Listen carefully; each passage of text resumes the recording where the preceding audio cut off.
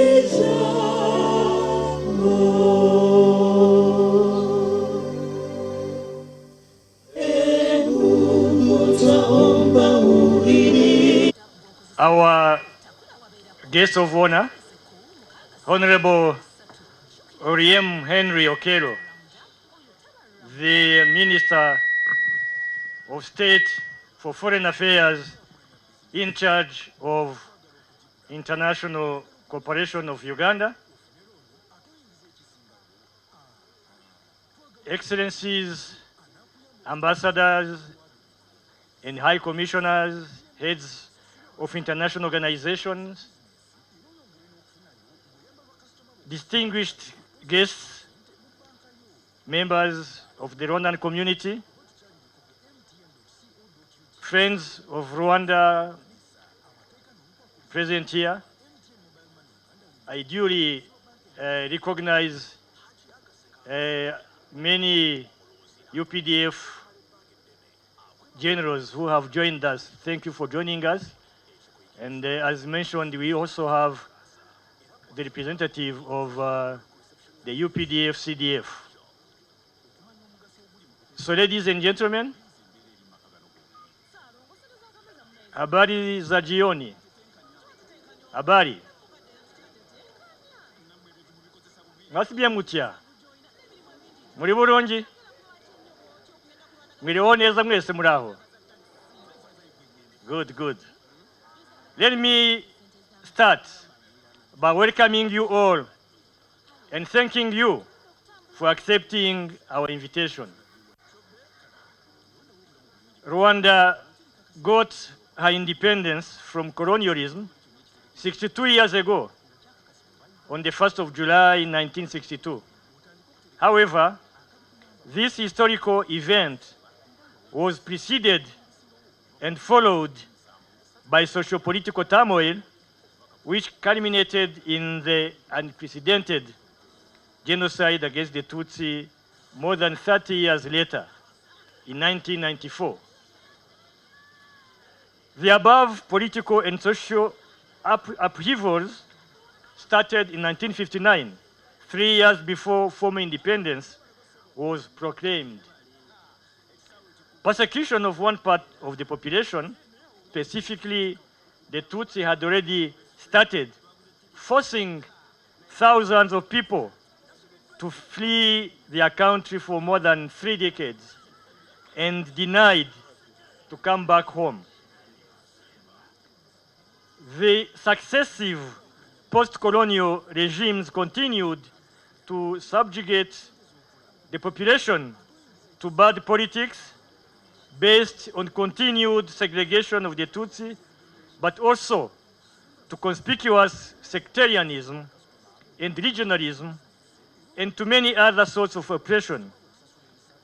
The true liberation of our country and people was achieved on the 4th of July 1994, following the victory of the Rwandese Patriotic Army, RPA, that stopped the genocide. This date actually can be referred to as the rebirth of our nation, Rwanda. National celebrations took place yesterday in Kigali with a colorful military parade for those who saw it. And it was presided over by His Excellency President Kagame.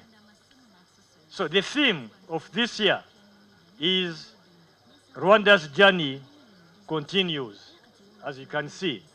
And the short clip video has summarized this journey. Let me go shortly on the historical background of the liberation journey. 30 years ago, on the 4th of July, 1994, 1990, the RPA, 1994, the 4th of July 1994, the RPA, under the leadership and command of His Excellency Paul Kagame, our current president, liberated fully the city of Kigali, our capital city. Therefore, marking the defeat of the genocidal forces. This was a result of a brave campaign by men and women of RPA to stop an open massacre of all Tutsis and those who tried to protect them all over the country.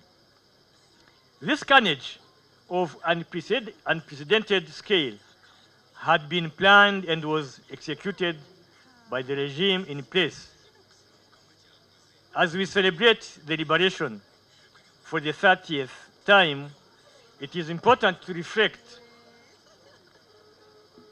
on the aim and objectives that stimulated the liberation war against the government and political system in place at that time. This was a government that preached hate, promoted divisionism, discrimination, and denied fundamental rights of its people.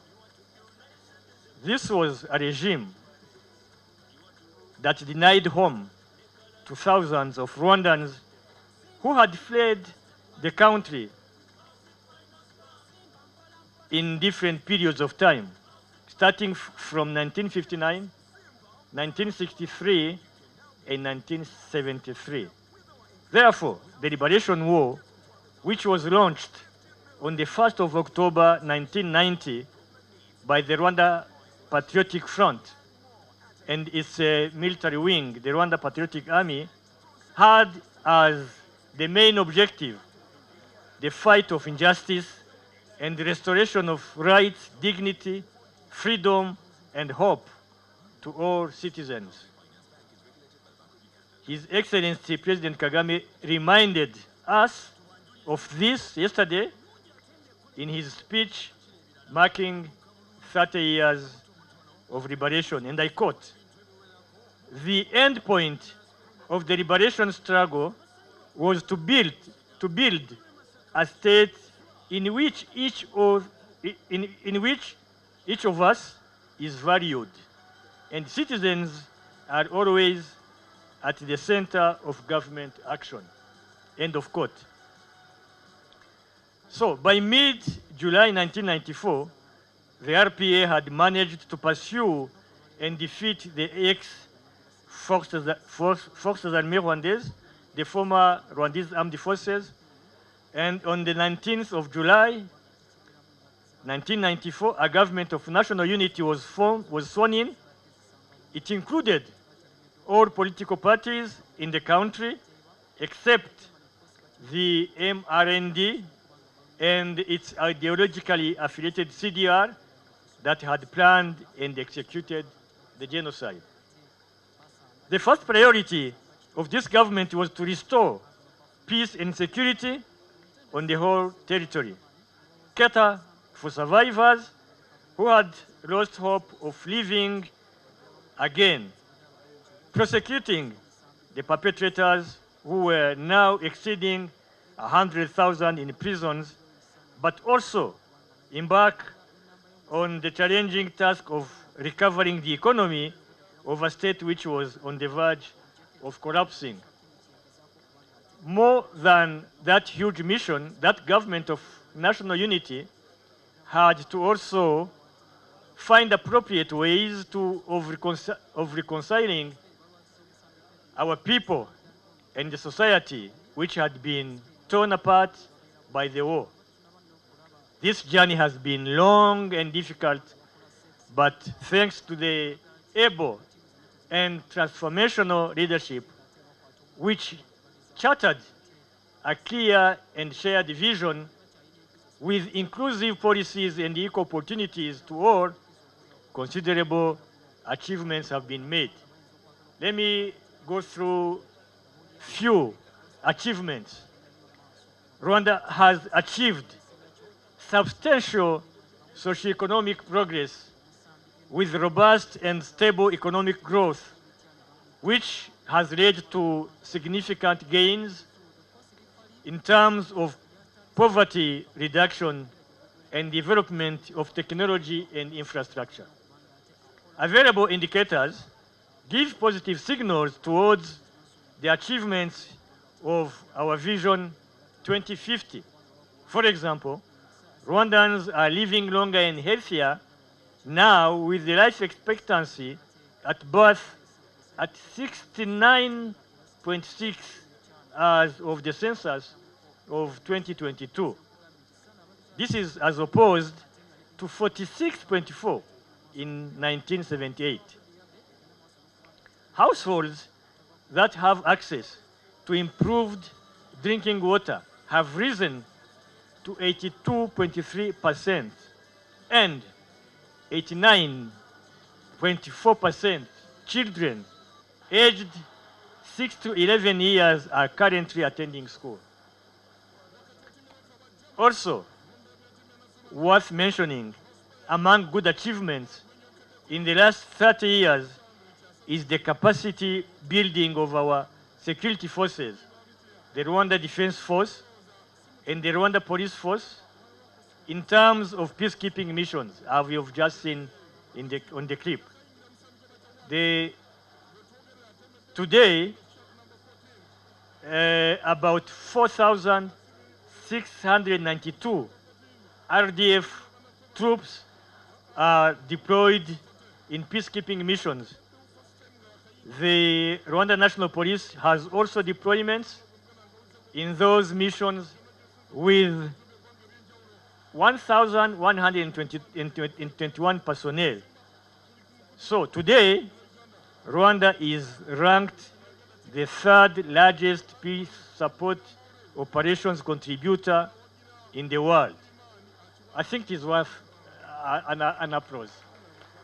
I can see my sister, the head of UN in Uganda, cheating. We also have separate RDF and RNP deployments based on bilateral arrangements with the Republic of Mozambique in Cabo Delgado province, where our forces operate jointly with the Mozambique Armed Forces. Rwanda has also sent RDF troops to the Central African Republic on a separate and bilateral arrangement. These achievements stem from hard work and dedication of our citizens, as well as the strong and visionary leadership steered by His Excellency President Paul Kagame. However, we have not walked this path alone. Our progress has been bolstered by the support and collaboration of our partners and friends. Honorable Minister, when we talk about friends, of course, Uganda. And indeed, this valuable sign of solidarity was echoed by His Excellency Paul Kagame in his speech during the 30th commemoration of the genocide this April. And I quote again, he said, "Today, we also feel a particular gratitude to all the friends and representatives here with us from around the world We are deeply honored by your presence alongside us on this very heavy day. The contribution you have made to Rwanda's rebirth are enormous and have helped us to stand where we are now. I want to recognize a few while also asking for forgiveness for not being able to mention all who deserve it. For example, Uganda, which, which carried the burden of Rwanda's internal problems for so many years and was even blamed for that. End of quote. So, Honorable Minister, when we say that the journey has been together with our friends, Uganda is always quoted first.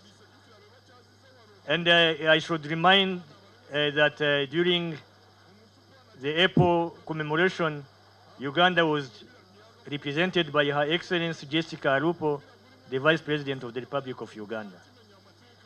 Honorable Minister, let me go through our bilateral relations. Relations between our two neighboring countries and our people predate our independence era. Going back to pre-colonial times, leaders of the kingdoms at the time entertained very good relations. I'm not going to go into history, but it is well known. Today, bilateral relations between our two sister countries are cordial. Last year, in March, between the 22nd and 24th, 2023, our two ministries of foreign affairs carried out a very successful 11th session of the Uganda-Rwanda Joint Permanent Commission, JPC, which was held in Kigali. During the 11th JPC, our two ministers exchanged views on existing memoranda of understanding and discussed strategic areas of cooperation, including bilateral relations, infrastructure, and cross-border trade for the mutual benefit of both countries. Both ministers hailed the historic and warm relations that exist between the two countries and stressed the need to continue working together to enhance political, economic, and social cooperation. In order to strengthen the state of bilateral relations between the two countries, the two ministers witnessed the negotiations and signing of memoranda of understanding in the following areas: diplomatic and political consultation, migration, justice and constitutionalism, and mutual and legal assistance in legal matters. They further called upon officials of both countries to ensure the expeditious and full implementation of decisions reached during this JPC and report progress made at the 12th session to be hosted by Uganda next year in 2025. Honorable Minister, implementation of the 11th JPC is on the right track. From the 19th to the 20th September last year, immigration officials from both countries met in Mbarara following recommendations of the 11th JPC. Both heads of immigration, together with their delegation, toured the border post of Kizinga, Gwempasha, and Miramahir, Kagitumba, to view the status of cross-border activities. In December last year, border officials of both our countries, including immigration, police, army, and intelligence, held a cross-border security meeting in Kabare town, and this was followed by another for high-ranking officials of the mentioned institutions which took place on the 6th of May this year, once again in Nyagatare town. In the same spirit of implementing the resolutions of the 11th JPC, this year from 28th to 30th May, proximity commanders of Uganda People's Defense Force and Rwanda Defense Force, together with their delegations, including intelligence officers, met in Nyagatare town, Eastern Province in Rwanda. They also toured Gatuna border post. One of the recommendations from their discussion was the enhancement of information and intelligence sharing between the two forces. There are other cluster meetings which took place, and we hope that the implementation report in the 12th JPC will be satisfactory. The High Commission reiterates its appreciation and gratitude to the Ministry of Foreign Affairs of Uganda for good cooperation and facilitation they provide to us in the conduct of our diplomatic functions. I can't conclude my remarks without inviting you all to visit Rwanda. Visit Rwanda is a motto which you all know. Yeah, you can clap for that. Visit Rwanda, please. Our national carrier, you've seen Rwanda Air there. So it flies at least 3 times daily from Entebbe to Kigali. And this is only 45 minutes flight. And a trip by road will take you about 8 hours or slightly more. But it will also allow you to enjoy the beautiful scenery of southern Uganda from the equator to Masaka to Mbarara to Kabare. So it's worth it. We therefore encourage our Ugandan sisters and brothers, together with foreigners living here, to take advantage of this geographical proximity and experience several touristic attractions of our country, including the famous mountain gorillas in their natural habitat. Rwanda's policies include creation of quality tourism and also a destination for meetings and conferences. We do promote MICE, meaning meetings, incentives, conferences, and exhibitions. Community, as well as the staff of the Rwandan High Commission in Kampala for the good work and support they provided for the success of this event. Of course, without forgetting my dear wife, who is always on my side.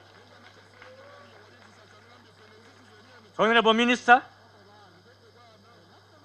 before I conclude again, and I have informed you, but I know you are aware, our country will have legislative and presidential elections this month on the 15th. And for the Rwandans in diaspora, this exercise will take place on Sunday, the 14th, and will also be carried out in our High Commission here in Kampala. So, Honorable Minister, allow me to speak in Kinyarwanda for just 1 minute and remind representatives of our diaspora present here about this noble and civic duty. Banyarwanda muri hano, nagira ngo mu magambo make ibyo navuze nzi ko mwabyumvise, n'utabyumvise mugenzi we yamusobanurira, ariko nagira ngo mbibutse ibyo navuze bijyanye n'urugendo rwo kwibohoza. Murabizi, nagira ngo mbibutse yuko itariki 14 z'uku kwezi dufite amatora ya Perezida wa Repubulika n'ay'abadepite, azabera kuri High Commission, zatangira saa 9 zo mu gitondo. Rero muzazinduke, muzaze mukora akazi kabareba kandi mugomba gukora. rero inkoko niyo ngoma nk'uko tubivuga. Murakoze cyane. So once again, I wish you all a happy Liberation Day, and may God bless you.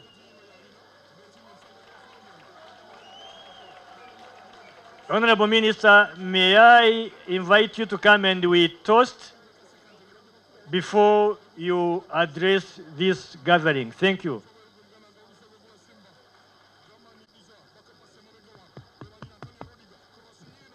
Ladies and gentlemen, a very big applause to Ambassador Ruta. There you go. Honorable Minister, let me now propose a toast for the good health of President Yoweri Kaguta Museveni and President Paul Kagame. Cheers. A very big applause, ladies and gentlemen.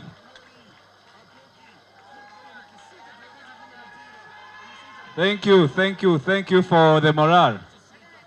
Thank you. Mr. Ambassador, I came here this evening for the free drinks and the nyama chomas, but I was distracted by these wonderful dancers who danced here, the wonderful, beautiful girls, the muscular man from Rwanda, distracted me from consuming my fair share of drinks.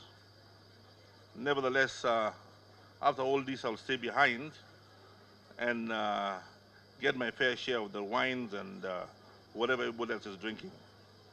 But I'm glad to be here. I'm glad to be here with my wife, Your Excellency, good friend and brother, Colonel Joseph Rutabana, the High Commissioner of Rwanda to Uganda, and your lovely wife, the Dean of the Diplomatic Community and members of the Diplomatic Community, Your Excellency, ambassadors and high commissioners, my brothers and sisters from Rwanda, distinguished ladies and gentlemen in the different capacities.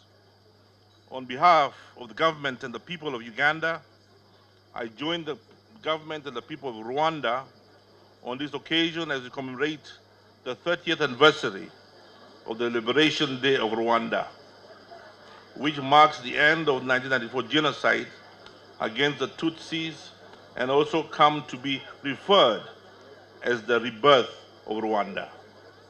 It is important to recall that the Liberation Day marks the end of 100 days commemorating the 1994 genocide against the Tutsis in Rwanda, when the RPA rebel army stopped, the then RPA rebel army stopped the genocide and liberated the country Rwanda.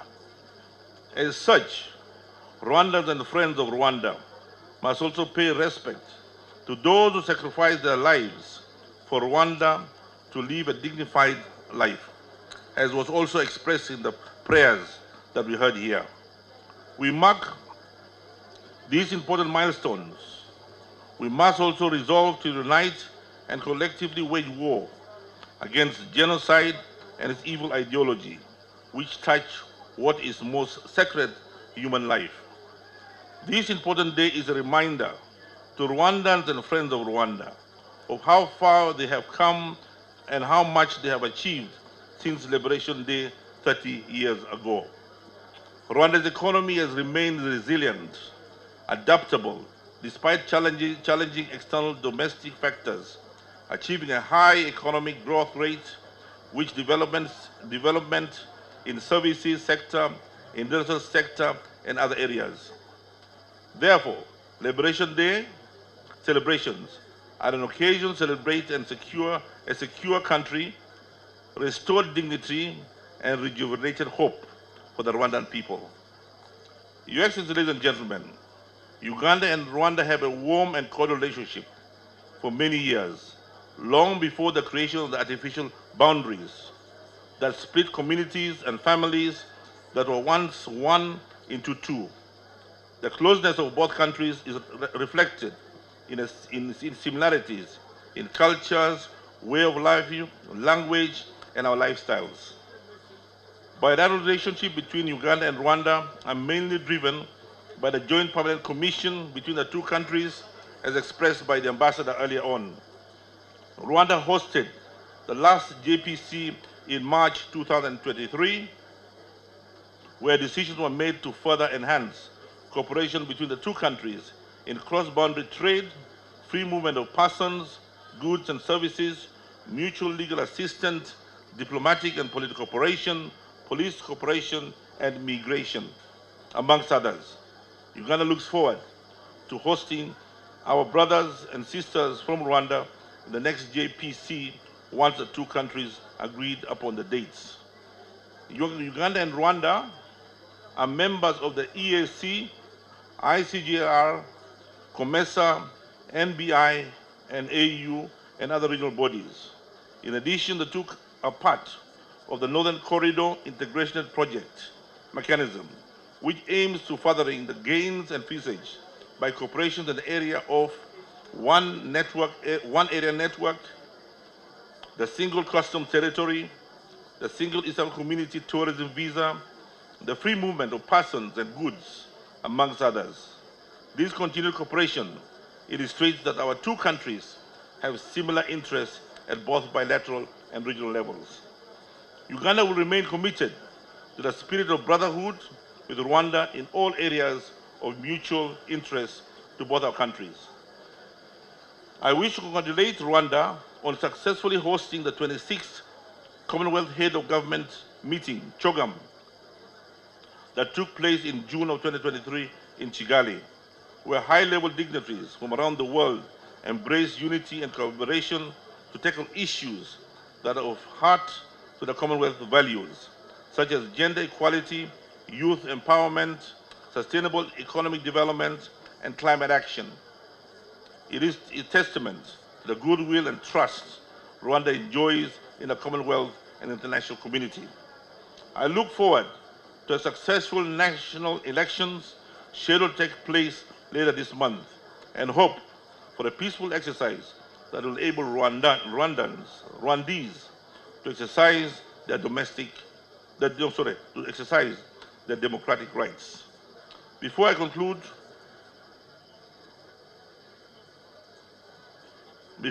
my remarks, I wish also to further congratulate the Rwandan government on completion of the new look Amahoro Stadium that was inaugurated earlier this month by His Excellency President Kagame, becoming one of the third CAF certified stadiums in East Africa at the moment. Finally, we congratulate His Excellency President Paul Kagame for his revolutionary outstanding leadership that has resulted into Rwanda within a very short period between 1994 and 2024 for Rwanda today to be a stable, peaceful, and successful country of great admiration to the world over. Let all doubters be warned. Let all doubters be warned that no amount of misunderstanding or differences between Rwanda and Uganda are lasting and cannot in any form or shape shake our relationship, crack our relationship, or even shift our relationship by a millimeter. So all doubters be warned. Rwanda and Uganda enjoy a solid relationship, as solid as a rock can be. We stand committed to continue working side by side with Rwanda in its journey. Finally, on this note, allow me to on behalf of the government and the people of Uganda, to propose a toast. The government and the people of Rwanda, Excellency President Paul Kagame, the President of the Republic of Rwanda, and the good health of His Excellency President Yoweri Kaguta, the President of Uganda. God help Rwanda, God help Uganda. Cheers. A very big applause, ladies and gentlemen. A very big applause to this toast. A very big applause. Thank you so much, guest of honor. We just request one thing from the audience, to just give the morale as the two officials and the diplomats join in cutting the cake. DJ, please, in some music as we move along with this. Yes. Thank you. We welcome you, the heads of the diplomatic corps. Thank you. Hello? Okay. I can see the whole, the diplomatic corps is now here.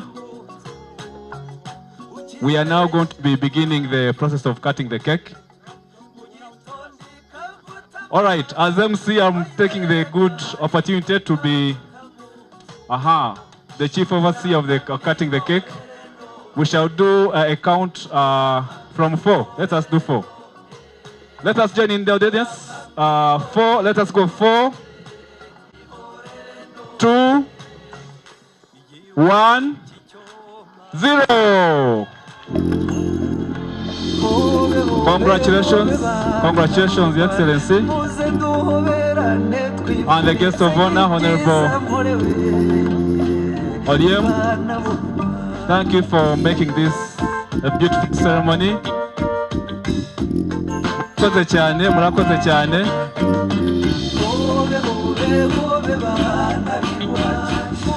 Abazi kubyina rero aka ni akanya kanyu ko kugira ngo mutwereke ibyishimo.